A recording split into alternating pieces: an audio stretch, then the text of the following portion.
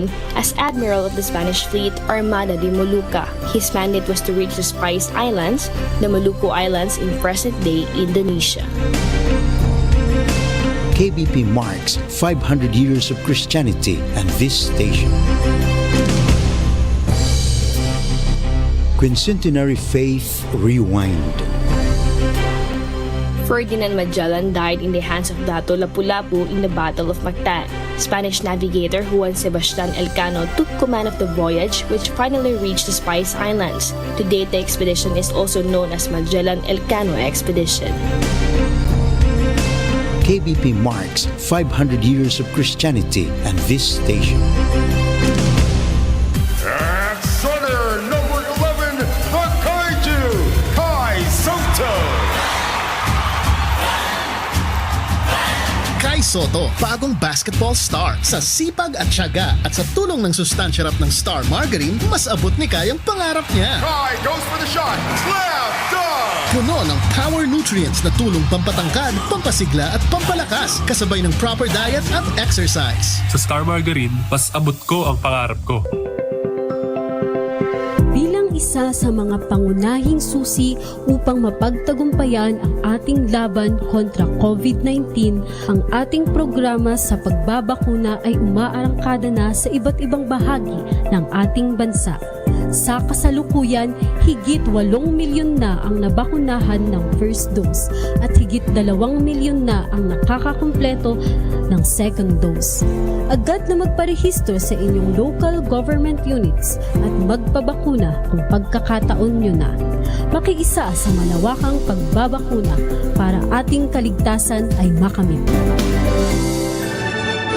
RPN Radio Philippines Network, Radyo Ronda, DZBS Baguio, member kapisanan ng mga broadcaster ng Pilipinas.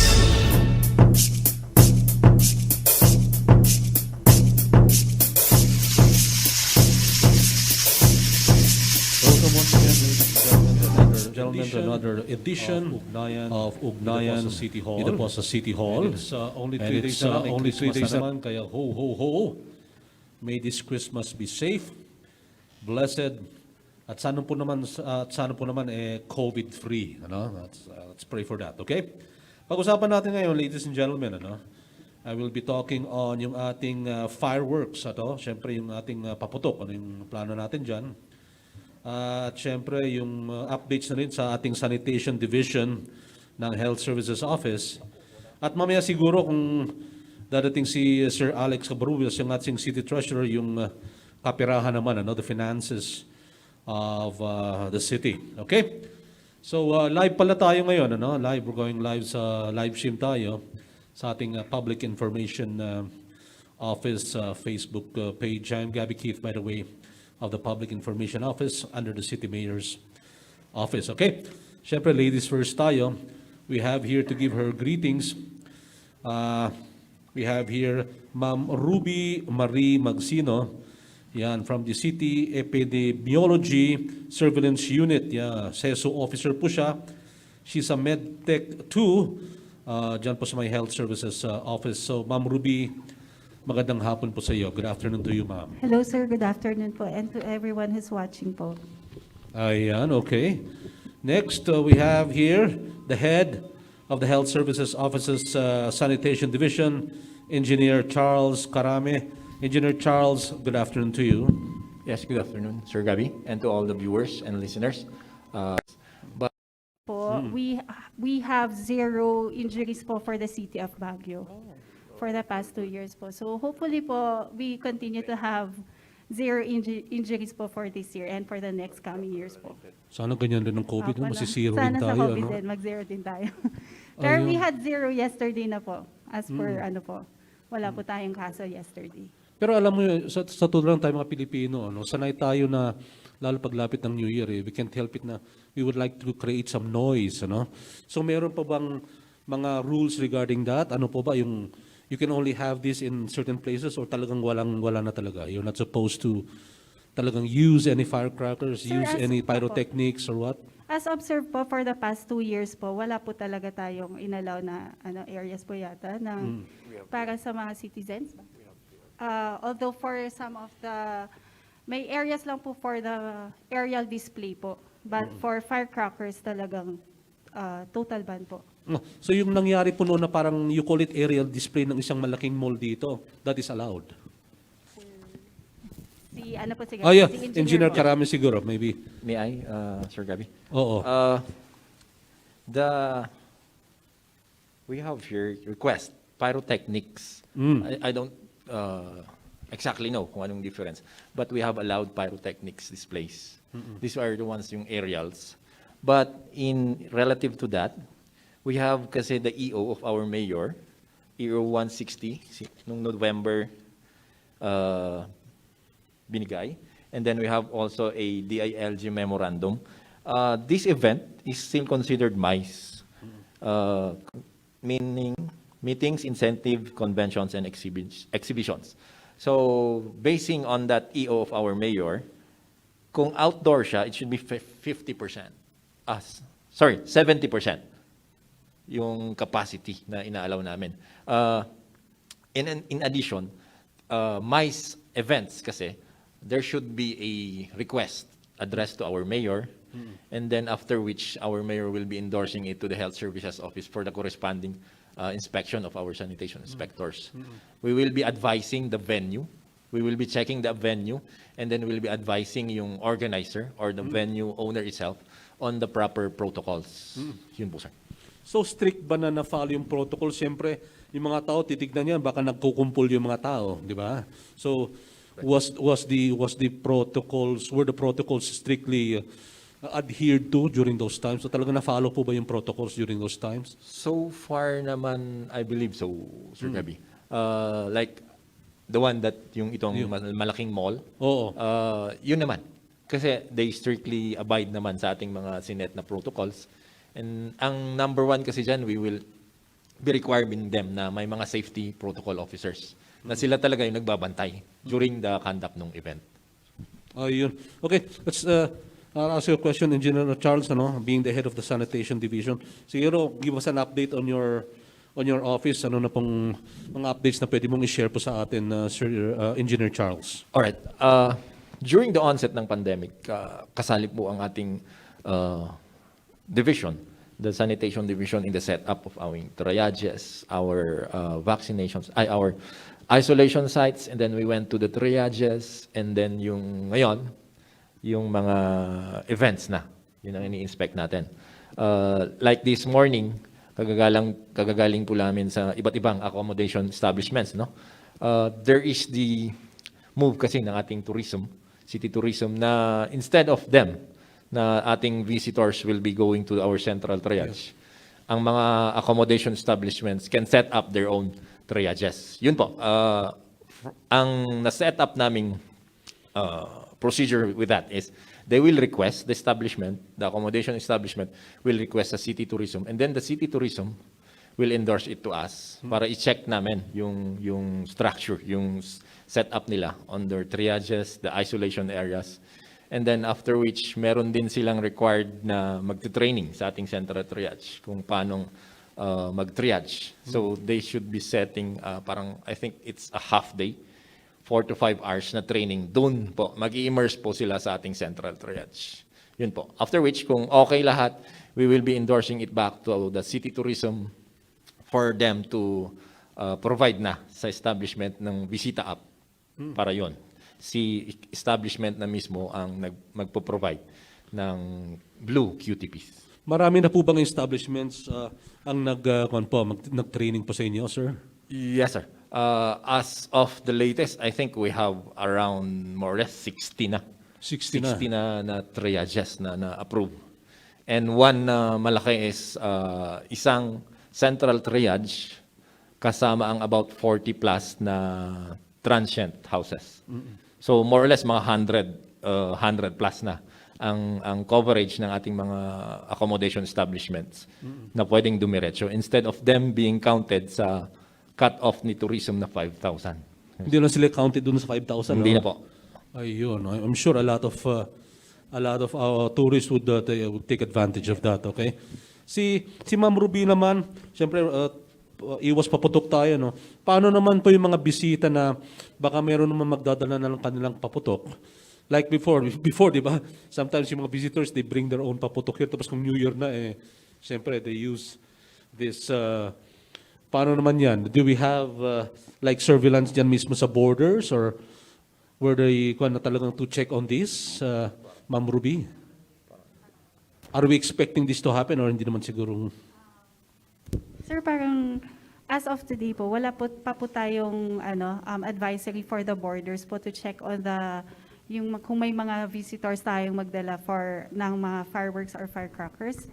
Pero as observed naman po 2 years ago po na wala pa naman tayong COVID and the pandemic. So yung mga visitors naman po, parang nag-observe din naman po sila na wala naman po talagang nagpaputok sa mga areas po kung saan sila nakatira or nagstay. Oh, yan. Magandang pakinggan yan, ano? Opo. Can you share with us, ma'am, yung processes ng unit po ninyo, ng CESU? Yes po. Can you share us some yung processes po ninyo? Para we'll let the people know ano ba talaga itong CESU na to, City Epidemiology and Surveillance Unit. So ang City Epidemiology and Surveillance Unit po is one of the departments po of the Health Services Office na in charge po kami sa parang kami po yung sa early detection catchment po ng mga cases. So for example po, pag may mga outbreaks, ganyan, sa amin po ang unang nanonotify kung halimbawa may mga nakikita po or admission sa hospital. So we have po hospital epidemiology surveillance units in place.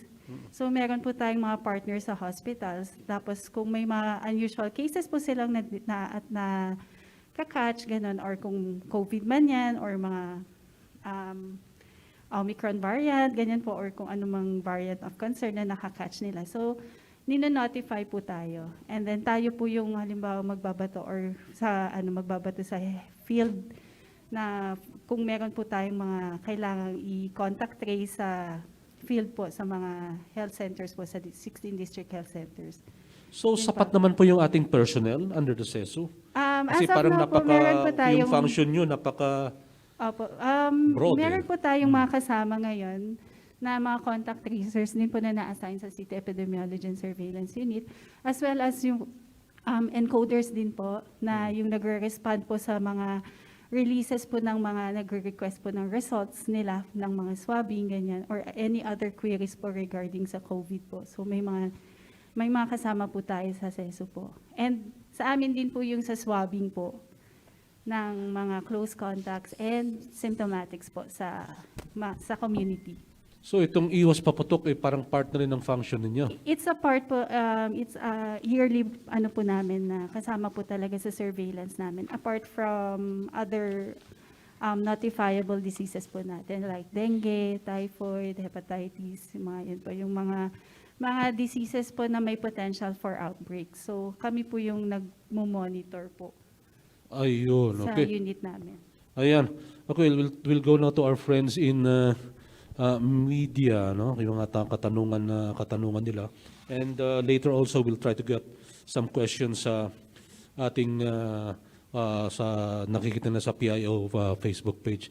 We'll start with you, Ma'am Rose Malechan. Can you save us here and ask some questions, please? Yan, of DZWT. Si Ms. Rose Malechan. Yan. The floor is yours. Good afternoon. Good afternoon, sir. And to Engineer Karame, sir, good afternoon. Sir, any update itinamonitoring kadagiti na food establishments since na palubusan dan ngag open and kasanumat dagiti na operasyon itinay karinderya, sir? All right. On health and sanitation po. Sorry. Thank you, Ma'am Rose. Suki tayo dyan. Yes, sir. Yung tanong ni Ma'am Rose. Yung ating mga food establishment, despite na maraming nagsara, maraming nag-open. Nag-convert actually yung iba eh. In fact, yung ating mga bars, in order for them to operate, nag-convert sila to a resto bar. So far as our monitoring is concerned, we have not found a violation in a sense. One payment so far. However, EJ, we have a move kasi. This is the move of our DTI, DOLE, and the LGU na we recommend that they be safety seal certified. In the context of COVID kasi, this safety seal certification, the establishment are being advised on the proper protocols and everything, the proper distancing and everything. And then, if they are found nga compliant, they can be issued the safety seal certification. The advantage na ijay, no certified ka, you can add up additional 10%. Kasi right now, even at Of the level 2, capacity, sir. yes ma'am, even at level 2, we are still implementing the 50%. But if you are safety seal compliant, you can add up additional 10%.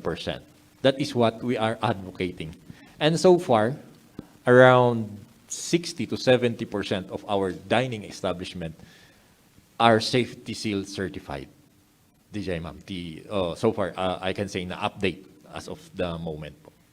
Kasano nga mai-apply data engineer kadagiti na babasit nga food establishments or DJ karinderya or food stalls nga go-operate tata, sir? DJ safety seal, it doesn't matter whether you are big or small establishment. As long as you apply, mabalin na po. You can apply. There's this email, I'm not familiar, but you can check on the email of Permits and Licensing Division. Adangay ti checklist ijay. You can do self-checking no kaya yung i-comply. The team composed of POSD, the HSO, the licensing, and PIO, and another would be the BCPO. No compliant, you can submit it if you have submitted the checklist nga kaya mga i-comply the requirements. The team will go and verify. Kasi ka simple apo. No okay kan, they will advise you no minor. I think they can go. You can already be issued the safety seal, ma'am. That's Sir, it. thank you, sir. Sir, nadakamat mo tate about dagiti na bars nga nag-convert into restaurants, pero itatanga na lukayan itinay protocols. We observe, sir, na nag-ooperate na as bars ang mga ito paggabi. Kasatno tayo nga ma-monitor or masigurado nga natalgad iti salon up dagiti na customers. Nang ron ano nakainomdan, nabartakda, di dyan ay panaginomda, sigurado hanang nga ma-identify. O saranda iti panaginom, sir. All right. The city, the mayor has composed a team composed of the licensing. The lead tayo is the licensing, as the Health Services Office, the POSD, and the BCPO. Composite team, nga roam around kami. We do this nighttime. Okay. However, it's unannounced. I don't want to announce nga dahil iti schedule me, yeah? But we are doing it. I'm not really exact on what the figure is. Ngam adon apo tinatiliwan. In fact, adumat tinaipasaran. Oo. Nga they have converted the permit da nga resto bar. But gusto ko na, Ma'am Rose, they are not operating as resto bar. Bar mismo. Yes, sir. We can already see that na. Please be reminded nga dalata DJ EO tayo nga I'll read it later, I'll check. That limited pa lang nga 4 bottles sa kasi and then 1 liter lang in a group. But in our roaming around, nakita mi nga more than that. And the serving should be adati kolatilyang award na jay incidental. Meaning haan nga dieti prime nga ilaklakom. It should be incidental to dining. Makanlat ati ilaklakom, incidental lang nga adati arak na or liquor na. Di ma'am? Ayun. As to the exact figures, we'll get back to you and we'll get it to the permits and licensing. No? Okay. Thank you, sir. Okay, thank you, Ma'am Rose. Bago tayo pumunta kasi Supremo, si Sir Aldwin Kitasol. Can I just ask regarding naman po yung mga businesses na online businesses, ang dami, boom na boom ang online businesses, mga online food businesses. Paano na po, hindi naman sila sakop dito sa mga safety seal na po ito? How can you assure na yung mga in-order, di ba? Kasi marami talaga mahilig mag-order ngayon. Safe yung kanilang in-order po, lalo yung sa food business. Right. Definitely, that is one of our struggles sa aming division. No? Hindi talaga namin kayang i-monitor yung ganyang online selling. Kasi paano nga namin i-monitor? But there was, if I remember it right, na merong requests before na illegalize, something like that. They are requesting that they be given a permit to do an online selling. The problem, ang nangyayari, niluluto nila sa bahay. Oo. The problem there is naghahalo kasi ang luto mo in your family and then yung ibibusiness mo. One problem na major na nakita namin when we tried to check yung may mga animals, may mga pets sila, and that should be a no-no. Kung gusto nilang, we advise yung mga nag-request nun, kung gusto mong gumawa ng ganyang business, you should separate your kitchen into your household ones. Ganun po ang the best na sinabi namin. And so far, hindi naman na nagtuloy yung nag-request na yon. And again, meron pa rin tayong mga ganyan, Sir Gabi, that's why we are appealing naman to the public na kung may mga complaints, you can directly call us, our office, so we can accordingly act on it po. Can you share with us, sir, ano ba yung mga penalties nito? Yung mga nahuhuli na hindi nga, yung mga products nila is not up to par, sabi nga nila. Right. In our division, in our monitoring kasi, ang gamit pa lang namin is the PD-856, the Sanitation of the Philippines, which was past 1970s pa. Oh, okay. So, ang pinaka-penalty niya is 1,000 lang. That is after due process. Due process meaning we issue 2 sanitation orders and then you do a show cause order, after which kung wala siyang ginawa as an action, the establishment, tsaka pa lang kami pupunta sa court. Medyo tedious and ang pinaka-penalty mo lang is 1,000. But as so far as yung mga binigyan namin ng mga sanitation orders, nag-comply naman po sila. So we did not go to court or to penalize them. Kasi with the issuance of the first sanitary order itself, nag-comply na po sila. Pero definitely may problema pa tayo dito sa online. Yes, sir. Honestly, hindi po namin talaga kayang ma-monitor yung mga online. That's why we are urging the public, kung may complaints po sila, open po ang aming office.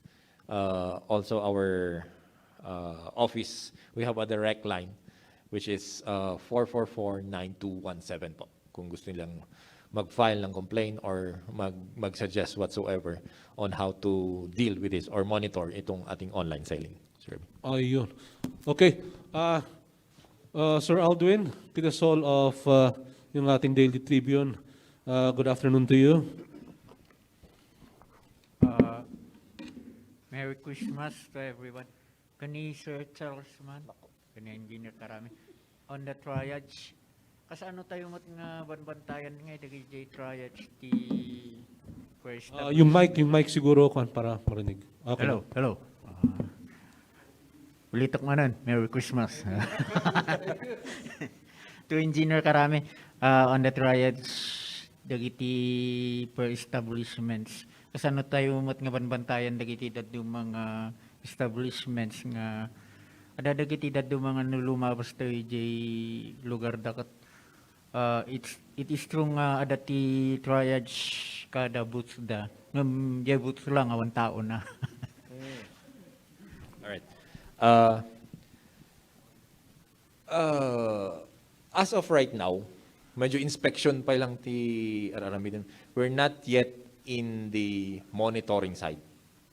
Honestly speaking, due to yung limited personnel po natin, sa inspection pa lang kami. Kasi we receive at least mga, like right now, we have parang 12.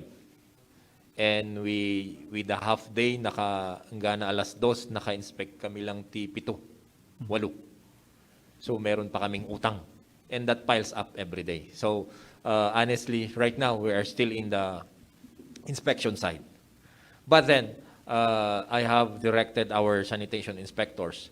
They have to roam around po. Like right now, advice to Kunam sir, nga adati trash na agpaiso but awamot ti tao.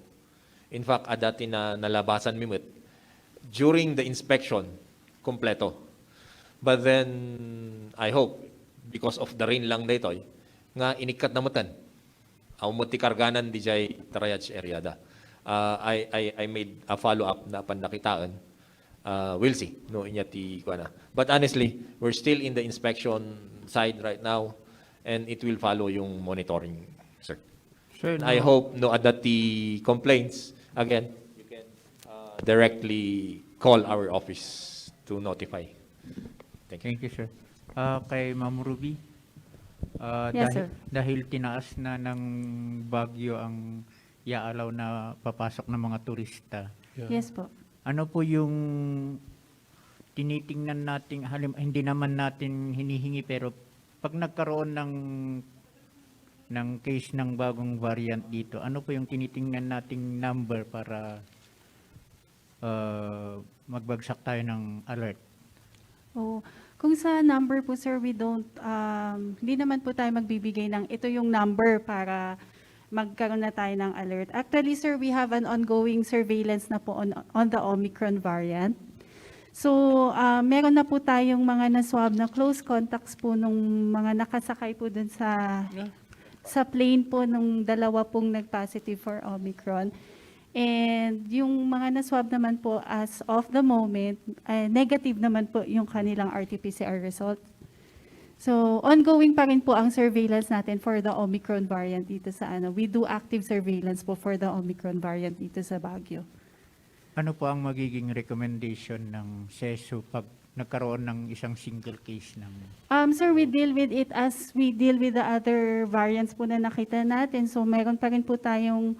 So, proper ano pa rin po, magsaswab po tayo and then all their close contacts kapag may nag-positive po sila. So, automatic po magkakaroon po tayo ng swabbing pa ng lahat ng close contacts nila and sila din po maka-quarantine and yung mga symptomatic po is for isolation pa din po. Thank you po. Thank you, Alvin Quizasol. Okay, we have here our friend from PTV. Sir, good afternoon to you. Good afternoon. Una kay from SESO po. Tradition na po kasi yung firecracker, fireworks. But ano sa part ng CHSO, ano po yung alternative na kinakampanya po natin? Alternatibo kapalit ng maingay na fireworks at maningning na maingay na firecrackers at maningning na fireworks. Sir, siguro we do the traditional po, gaya po ng iba, di ba po, yung mga tambol, yung mga ganun po yung ginagamit nila or yung mga whistle, yung ano ba, yung tarotot. Mga trompo. Opo, yung mga ganun po yung ginagamit nila to observe po yung ating New Year celebration. Hindi po talaga we don't recommend talaga po, we discourage the use po talaga of fireworks and firecrackers po. And then, dahil po ban na po lahat ng yan, mga firecracker and fireworks, pero allowed pa rin po yung community firework display sa isang area. Paano ba yung application? Kasi may role ang BFP, PNP, ito ay interagency din. How's the process? May kailangang permit? Yes, gaano yung duration? Ano pa yung considerations po? Maybe for the regulation po siguro pati yung sa permit and licensing, maybe Engineer Karami po can answer that. Yeah, good afternoon. Yung firecrackers and pyrotechnics, they are still considered MICE. Meetings, incentive, conventions, and exhibitions. We have an existing EO of our mayor, 160 series of 2021, na kung magkakandak ang isang venue ng MICE, inclusive of yung pyrotechnics, dapat po mag-request sila, address to our mayor, and then the mayor will endorse it to our office, the HSO, for corresponding inspection ng venue. And with that, we will be advising yung ating organizer or the venue itself on the proper protocols. Din po. Meron po kaming half sheet na binibigay And then after which, yun po ang ipapakita nila sa mayor's office for approval or disapproval ng request. As of now, sir, may nakapag-apply na ba? May pending application? Kasi ang alam na may naka-schedule yata na city initiative na New Year countdown, tapos may display daw sa Melvin Jones. Is that one of Yes the... po. Meron po yon. Meron po yon. And prior, meron po yung isang mall natin, malaking mall. Nag-request po sa amin yon. And then, I have here yung request naman ng isang hotel on pyrotechnics naman. So, basically, we still undergo yung ganung process. Na you address your request to mayor for approval, and then the mayor will endorse it to us, our office, the HSO, to inspect and advise yung establishment or yung organizer on the proper protocols. And then, as I've said, meron kaming paper na ibibigay. It's either for denial or for approval. The mayor will ipapakita na sa mayor's office. Okay. Tatatakan po ng ating mayor. Just a follow-up, yung bang sa actual display, how may certain limit na time sa oras? Kasi parang kino-concern natin yung environment or healthy concern. Yes. Actually, yung mga request naman is ito is almost 1 hour lang siya. Alright. Inclusive of the preparation. So, as much as possible, we advise them also na on the environmental factors, we, as much as possible, limit yung pinaka-limited na oras. Alright. And the pyrotechnics expert, alam naman po nila. And also, tama, si BFP, meron din role dito na magki-clearance din kay BFP. Alright. Thank you po. Okay, kasama na rin natin yung ating city treasurer. Mukhang katatapos lang niya yata yung kanyang booster shot, ano? Booster shot ba yan? No? Ibang boost yun, ha? Si Sir Alex Cabrujos. Sir, your greetings muna to our friends in media before we ask the questions. Kindly share na lang po yung ating vaccinated naman yata yung ating mic, ano? Okay, sir? Ayan, sige lang. Okay, thank you, sir. Good afternoon, everyone. Sa lahat ng nakikinig, nanonood, Merry Christmas. So, ganun pa.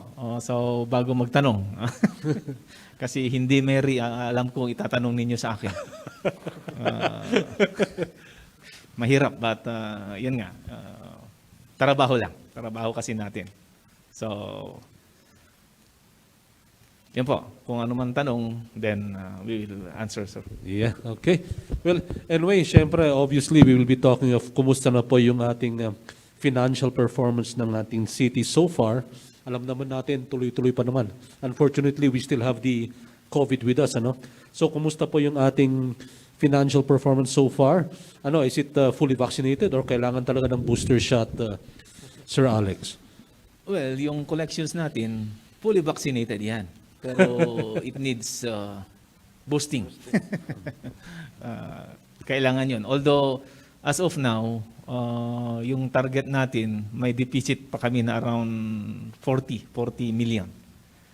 Hopefully, with the next ilang days na lang, 4 days, tig 10 million each. Para hindi natin ay ma-attain natin yung target natin for 2021. Ano yung target collection natin, sir, for 2021? It's 1.9 billion. Oo. So, yun po tayo. As of now, yun nga is ano na lang, 40 million na lang ang sisingilin natin para ma-reach natin. Ma-hit natin yung 1.9 something billion. Oh. Yung last year po, yung performance natin last year, can you it's almost the same. It's almost the same last year. Pero ang deficit natin last year is around 107 million ang deficit natin last year. So we're doing better this year, actually. Yes. Okay. Ano yung outlook natin for 2022? Knowing siguro na parang ngayon parang humihina ng mga cases natin. So parang ano yung outlook ng ating city in terms of finances, sir? Hopefully, kung tuloy-tuloy yung pagbaba ng cases, then okay naman na tayo kasi open na ang tourism. Yun naman ang main ano natin. So hopefully yung mga business dyan and everyone will recover, makakabayad po tayo. Can you break down to us, sir, yung where do we get most of yung revenues natin sa city? Usually, yung traditional na pinagkukuhanan natin ng revenues ng city, sir. Okay. We have three sources. We have the taxes, which includes, marami din yung taxes, real property, business, and other taxes. And then we have also yung fees and charge, fees, and then yung economic activity natin, parang yung mga rentals tulad ng market, rentals ng market, o lahat ng buildings natin na for rent.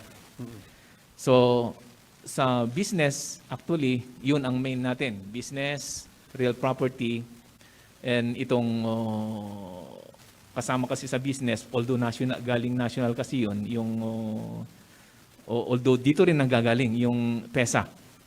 Kasi local naman yung PESA, pero under national laws kasi ay parang national source siya, hindi siya internal, external ang classification niya. Pero galing dito, kaya ang sabi ko, dito naman sa amin yan. Kaya dapat local source din siya. So, ang pinakamataas actually is business. Sa business. Pero yun nga ang bumababa ngayon.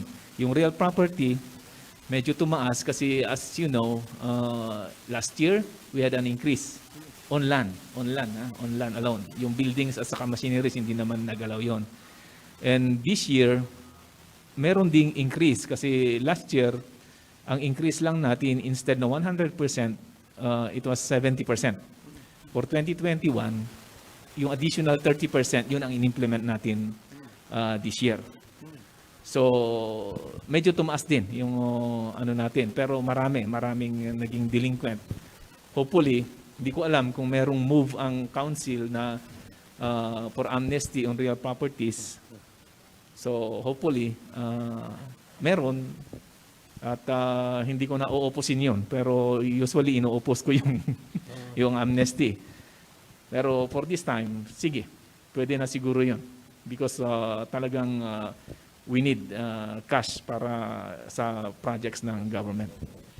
Sir, yung Mandanas ruling will take effect next year, which Yes. means that we will be getting, I think, ilang percent more, mga 30% more yata from the national government. Lalaki yung ayar. Around 37%. Okay, how will this So, affect yung po natin, finances natin for next, how do you see this affecting finances natin next year, sir? Yeah, it will boost kasi we will be receiving around 320 to 30 million on top of yung existing na IRA natin. Although IRA, hindi na IRA, NTA na ang tawag ngayon sa IRA.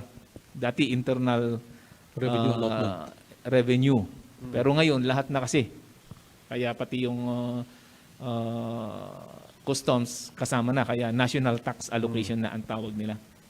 Does that mean that it will erase any deficit next year kaya itong Mandanas, itong extra income na to from the national government? Hindi naman. I don't see any time na mas mataas ang resources natin kaysa requirement natin sa expenses. Okay. Never sigurong mag-equalize yun. It will boost lang, pero the problem is there are devolved functions. With the Mandanas, parang second devolution ito eh. Parang second devolution. The first one is yung RA 7160, yung local government code. So this is the second devolution. Although 3 years yung devolution time. So from 2022 to 2025. This year, next year, hindi masyado. Konti lang ang na-devolve. Pero we will see coming years kung ano talagang i-devolve ng national government. The one issue or challenge is for 2022, yes, mag-i-increase tayo. But for 2023, 2024, and 2025, yun na kasi ang effect ng pandemic sa national collection. So, for 2023, kasi 3 years back, so 2020, tinamaan na tayo ng pandemic. yun ang basis ng sharing or basis ng sharing ng NTA. So bumaba ang collection ng national government, so bababa. That's very sure. Pero hindi natin alam kung how much. So yun. Kaya nga meron tayong devolution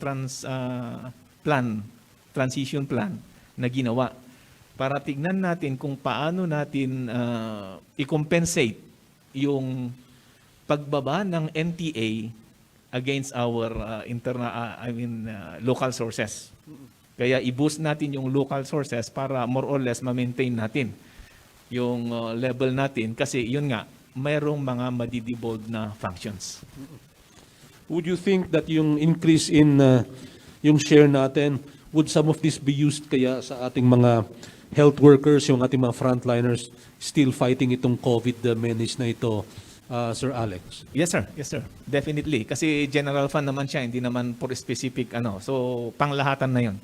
Kung ano talagang priority natin for 2023, 2022, doon napupunta mga yun, doon sa budget.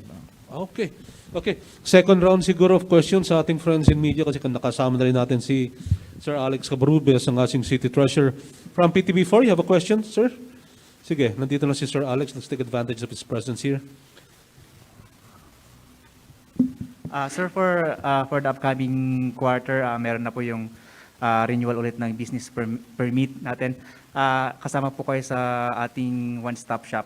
Paano po natin mapapabilis or mapapabilis po yung collection ng mga taxes? Ano po yung mga sistema natin para sa mga magbabayad po or mag-renew or mag-apply for business and magbabayad ng mga taxes po? Thank you, sir.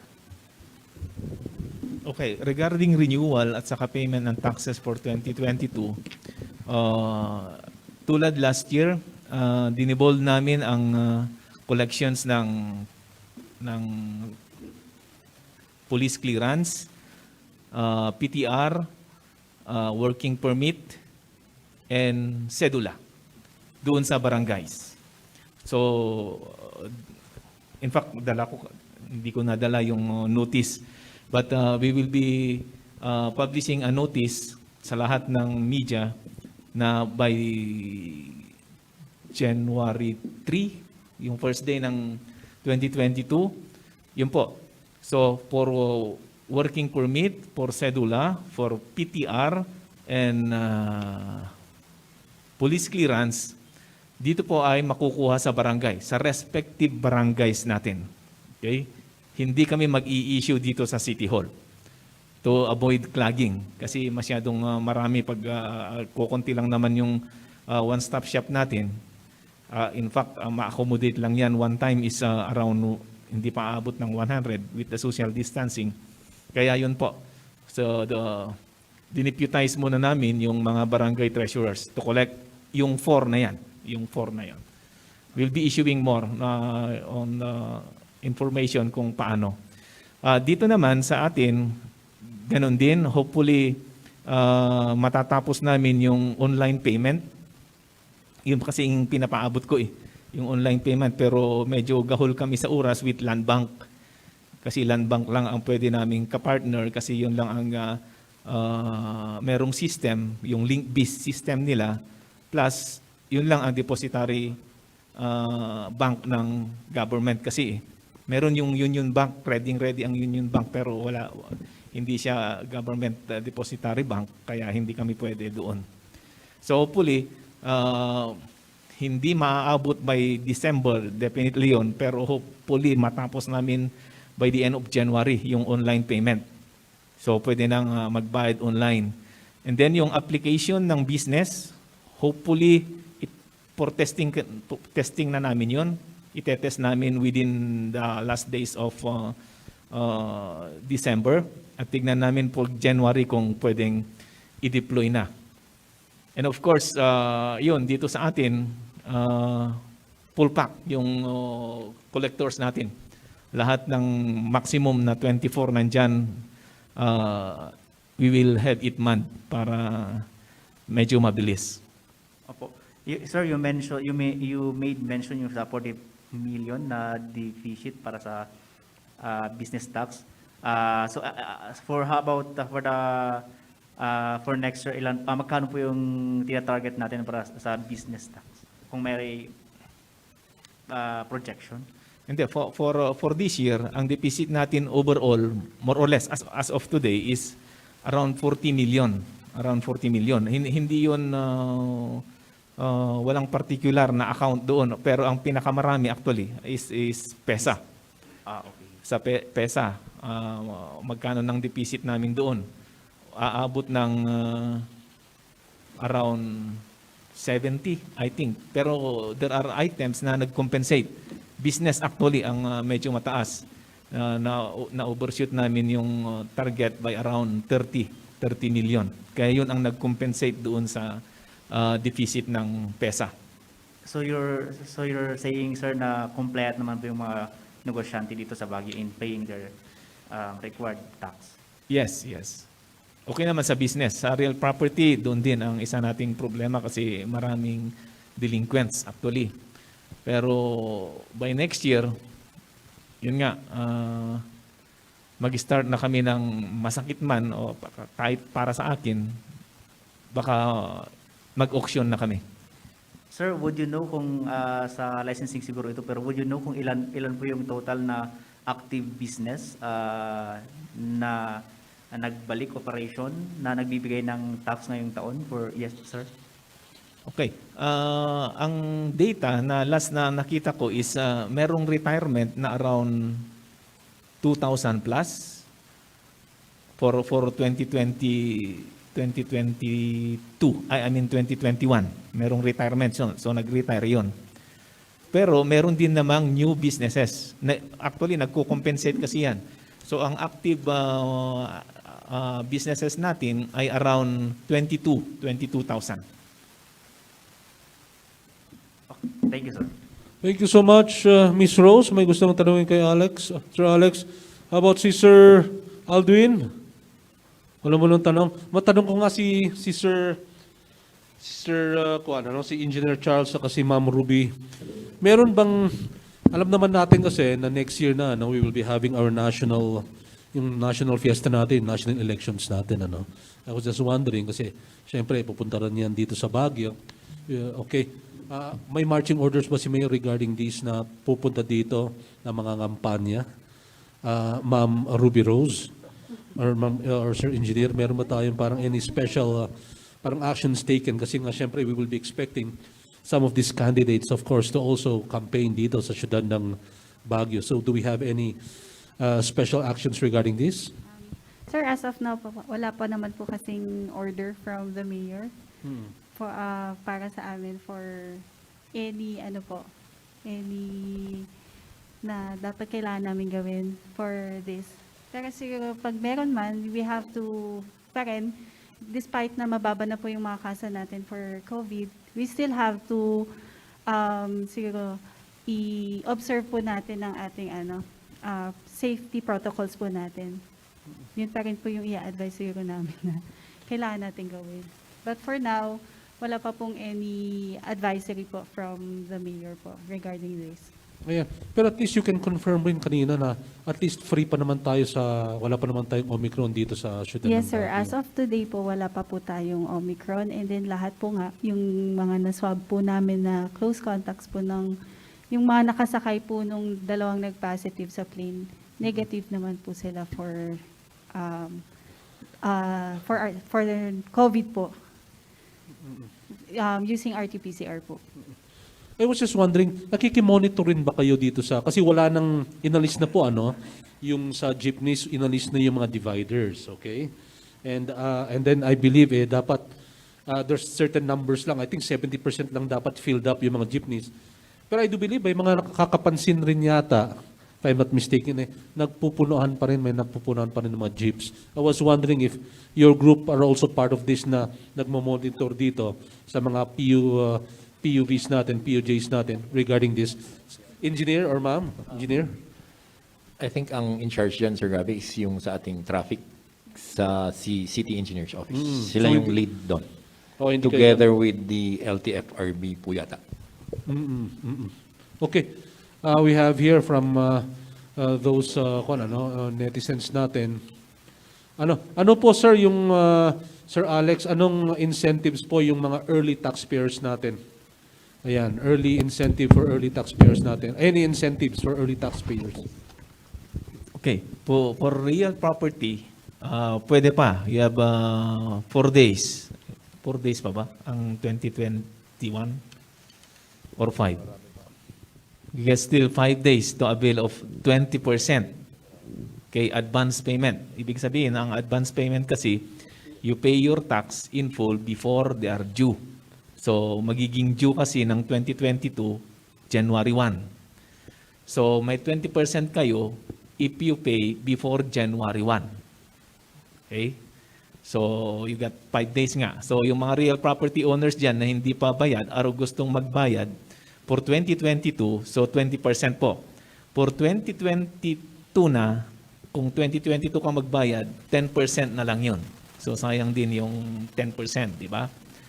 So, I enjoin everyone na hindi pa nakabayad for 2022 to pay now to avail of that 20%. Or pwede pa naman next year, pero 10% na lang po. So yung mga naman hindi nagbayad for 2021, then penalty na po ang sasalubong sa inyo. In fact, meron ng penalty for the first quarter, second quarter, and third quarter. But you still have a discount for the fourth quarter kasi ang fourth quarter is due December 31. Ganun po. All others, wala naman ng incentive. Yun nga, ang hinihintay natin is from the Sangguniang kasi Sangguniang naman ang pwedeng mag-issue ng mga ganyan, incentives, mga reprieve, yung mga condonation ng penalties, mga ganon. So, we're waiting kung merong action ang Sangguniang regarding that. In the meantime, yun nga, 20% ang real property. All others, wala na po, walang mga discounts. Okay. Do we have other questions more? Meron pa tayo sa mga netizens natin? Pag wala na, ayan, mukhang maaga-aga tayo ngayon. Okay, sige. Kung may mga announcements muna kayo, please do share with us, Ma'am Ruby. Meron pa kayong gustong i-share na hindi natin natanong dito, you can share with us right now.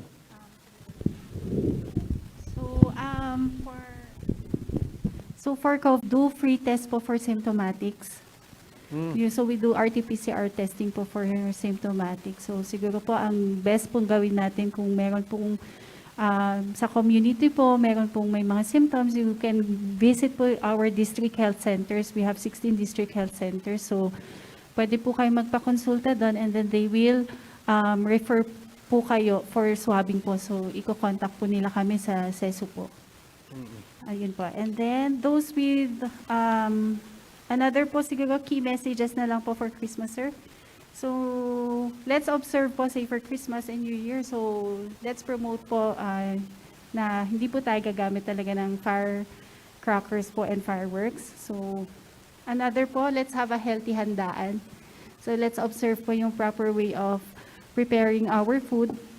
So, para din po ma-minimize po natin yung mga cases po natin ng food poisoning. So, syempre, expect po natin ngayon, since mababa po yung kaso, marami po siguro magsasalo-salo na finally yung mga families natin. Ayun po. And then... Ma'am, yung handaan po, Yes as po. long as you belong to one family. One family po. Opo, No matter how many you are? O hindi naman? Kailangan may... Siguro po yung mga same household pa rin po tayo. So, Same household pa rin Same household tayo. pa rin po tayo. Yun pa rin po yung i-observe po natin. Pero what if you invite your relatives? Do you have to tell the barangay? Kaya malaki kayong pamilya, for example, you magsalo-salo kayo in one place. Sir, meron pa rin po yata yun. So, kailangan po kung meron pong gathering, social gatherings po, yung kailangan po rin po yata nilang i-inform po ang barangay. Same pa rin po yung ating, in place pa rin po yung ating protocol na yun. Regarding that? Opo. Pero for now, we encourage po yung same household celebrations po muna. Ayun. Opo. Baka pwedeng virtual na rin, ano? Virtual. Zoom. Opo. Yun po. Yun na po. Ayun. Engineer Charles, any announcements for us? Relative to yung mga events natin, no? If in a household sa barangay, kung 10 lang ang ating guests, Sa barangay po tayo magre-request. But if more than that, city na po ang pagre-requestan natin ng permit. As to our advice, in behalf po of the Health Services Office, the Sanitation, Environmental Health and Sanitation, Merry Christmas and a Happy New Year po sa atin. But despite the yung lowering of our cases, in fact, ngayon 0 case tayo, Ma'am Ruby, 0 case tayo, but then the minimum public health standards nandun pa rin po dapat. Kahit anong variant yan, we still have to avoid the 3 C's. Ano po? Yung crowded place, close contact, and confined and closed spaces. We can safely conduct our Christmas gatherings sa ating houses. May we advise lang, as I said, yung public health standards na maintain natin, yung wearing of masks, yung social distancing as much as we can, and number 1 po pala is the ventilation. Ventilation po. Lahat ng pwedeng buksan po natin. Since papasok naman ang swerte, gano'n naman sinasabi nila, buksan mo ang mga bintana and everything. Gano'n naman. So, open everything that we can. As much as possible, ventilation po ang important. Okay. With that, we bid, again, Merry Christmas and Happy New Year. And a safe holidays to all. Thank you. Matanong na lang kita, Sir Engineer Charles, kasi syempre, pag Christmas nga, di ba, magsha-shopping mga tao, they go to our malls and other department stores. Nakiusap po ba kayo sa mga malls and department stores regarding itong strict, what you call this, yung distancing and whatnot? Kasi kung minsan yata, syempre, we say 0 ngayong cases natin, sometimes we get lax regarding that, di ba? Right. So, did we speak with the malls or yung mga big department stores here regarding this? Syempre, magkukumpulan yung mga tao. Tama, sir, no? Yun. Number 1 talaga tinitingnan natin is behavioral. Kung kahit strict naman ang ating establishment, yung mga groceries and mga department stores natin. Pero kung walang disiplina ang ating tao, wala ring mangyayari. So, nevertheless, we still advise, we try as much as we can na roam around during these holidays po. Open po ang ating office, the health services. In fact, meron nga tayong half day ng 24. Pero may however doon. So, sa ating health services office, open pa rin po kami. So, again, if may mga complaints and concerns po sila or suggestions on how to improve our protocols and everything, open po ang aming office. We can call up our direct line sa aming division. It's 444-9217. Yun po. Thank you. Thank you, Engineer Charles Karami. He heads once again yung Sanitation Division ng Health Services Office. And of course, si Ma'am Ruby Marie Magsino, he's with the CESU Surveillance, he's a CESU Surveillance Officer, Medtic 2 ng Health Services Office. She just spoke on Iwas Paputok. And of course, yung ating, last but not the least, yung ating the man in black. Yan, pati face mask niya, black. We have here our City Treasurer, Sir Alex Cabarubias, sir. The closing parting words. Yes, thank you, sir. Yun na nga. So, avail of the 20% sa real property, pay your 2022 now until, before January, then you're entitled to 20%. Although for 2022, you're still entitled for 10%. Pero sayang din yung 10%, di ba? Okay. So, I reiterate, the securing or paying of the following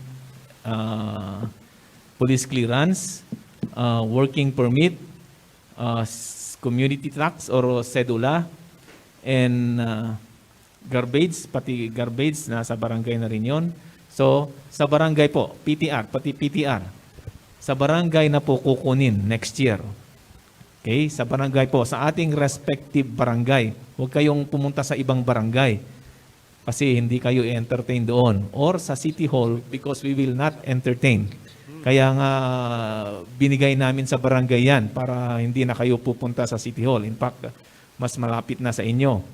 Plus, of course, ito ay parang lang na yung mga kukuha doon, please sabihin yung totoong gross or income natin para ma-compute. Be honest. Ganun lang. Ganun lang ang gagawin natin. Okay? Kasi last year, we also did this, pero maraming reports na even yung mga professionals ay sila pa ang nauunang magsasabi na 5 pesos lang ang kanilang sedula. Wag naman. Di ba? Okay, lalo na yung mga kukuha ng PTR, mga lawyers dyan. Kasi pag Formally, and would like to express lang on behalf of the Public Information Office our deepest condolences.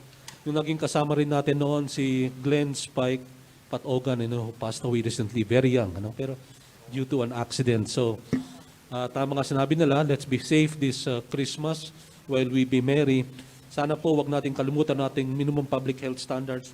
At yung hindi pa po nagpabakuna, please lang. Magpabakuna po tayo. Okay? It's not only for your sake, but for the sake of your loved ones and others. So, on behalf of yung ating supervisor, si Ma'am Eileen Refuerzo, of course, our friends here in media, and si Ma'am Ruby, Sir Alex, and Engineer Charles, a Merry Christmas to all of you and a very Happy New Year. God bless po sa inyong lahat.